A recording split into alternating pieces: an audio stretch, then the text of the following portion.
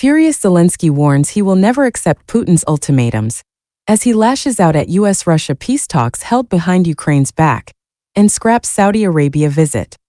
Volodymyr Zelensky said Ukraine will never give in to Vladimir Putin's ultimatums, and has cancelled a visit to Saudi Arabia as he hit out at the United States and Russia for holding talks there, behind our backs. I wonder why they believe Ukraine would accept all these ultimatums now if we refuse them at the most difficult moment, the Ukrainian president said, referring to Kyiv's refusal to bow to Moscow's demands during crisis talks at the start of the war. Zelensky pointed out that there were no agreements with the Russians during the occupation of Kyiv region, nor during negotiations in Belarus or Turkey. Moscow at the time called for a reduction in the number of Ukrainian troops, recognition of occupied Ukrainian territories as part of Russia, and the appointment of a pro-Russian government in Kyiv. As president of Ukraine, I have never given any guarantees to anyone or confirmed anything. Moreover, I have never intended to accept Russia's ultimatums. And I am not going to, Zelensky said. Officials from Moscow and Washington held talks in Riyadh today, aimed at improving relations between their two countries and negotiating an end to the war, with the Kremlin saying afterwards that the discussions went well. But both Ukraine and its European allies were absent from the talks, sparking fury from Zelensky, who has repeatedly said that his country would not accept the outcome of talks without being involved in them. We were not invited to this Russian-American meeting in Saudi Arabia. It was a surprise for us. I think it was a surprise for many people, Zelensky said at a news conference in Turkey's capital Ankara. Zelensky said that while Ukraine wants the war to end, we want it to be fair, and that no one decides anything behind our backs. Washington has insisted that Ukraine and European nations would have to have a seat at the negotiating table at some point, but did not specify when. Speaking at a news conference with Turkish President Recep Tayyip Erdogan, Zelensky said that ending the war should involve European countries, including Turkey, Ukraine, Europe in a broad sense, and this includes the European Union, Turkey, and the UK should be involved in conversations and the development of the necessary security guarantees with America regarding the fate of our part of the world, he said. I have a feeling that negotiations are taking place now with the same mood as 2022, now this time between representatives of Russia and the United States. About Ukraine, again about Ukraine and without Ukraine, he said on a visit to Turkey today. He added that he had postponed his visit to Saudi Arabia planned for Wednesday until March 10th, indicating his anger at the Arab state hosting the talks. We are absolutely honest and open.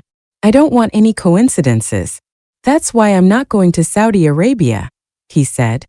US and Russian officials engaged in 4.5 hours of negotiations in Riyadh today, with the Kremlin saying the meeting went well.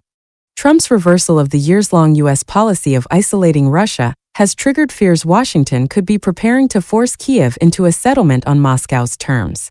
Russia, midnight, /033. +9. View. British PM. The US had previously assured that Ukraine and Europe would be part of any real negotiations to end the war, and officials have sought to cast today's talks as a follow-up to the call between Trump and Putin. They have characterized it as an initial contact between the two parties to determine whether Moscow is serious about ending the war. The two parties discussed establishing a mechanism to address irritants to our bilateral relationship, with the goal of normalizing diplomatic relations, State Department spokeswoman Tammy Bruce said in a statement.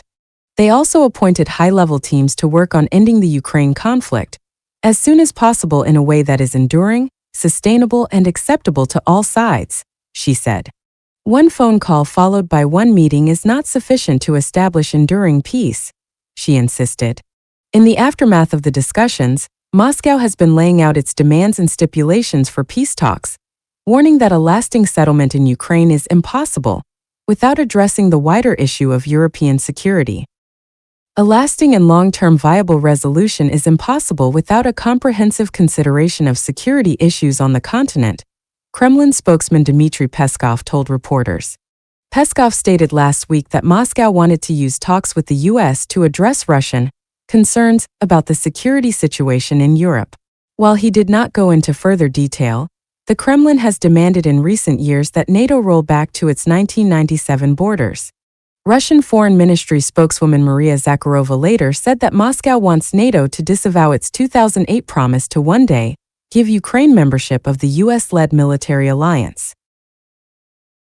Some European leaders, alarmed by President Donald Trump's overhaul of US policy on Russia, fear Washington will make serious concessions to Moscow and rewrite the continent's security arrangement in a Cold War-style deal. NATO membership for Ukraine is unacceptable for Russia, Zakharova said, adding that a simple refusal to accept Ukraine into NATO is also not enough for Russia. It is worth noting that a refusal to accept Kiev into NATO is not enough, she said. The alliance must disavow the Bucharest promises of 2008. At a summit in the Romanian capital in 2008, NATO declared that both Ukraine and Georgia would join the US-led defense alliance, but gave them no plan for how to get there. NATO's official position, which has been consistently endorsed by Sir Keir Starmer's government, is that Kiev is on an irreversible path to joining the alliance. European leaders have desperately tried to put on a united front in support of Kiev, convening at an emergency summit in Paris yesterday. German Chancellor Olaf Scholz leaving early and saying he was a little irritated by premature plans being made over Ukraine's head.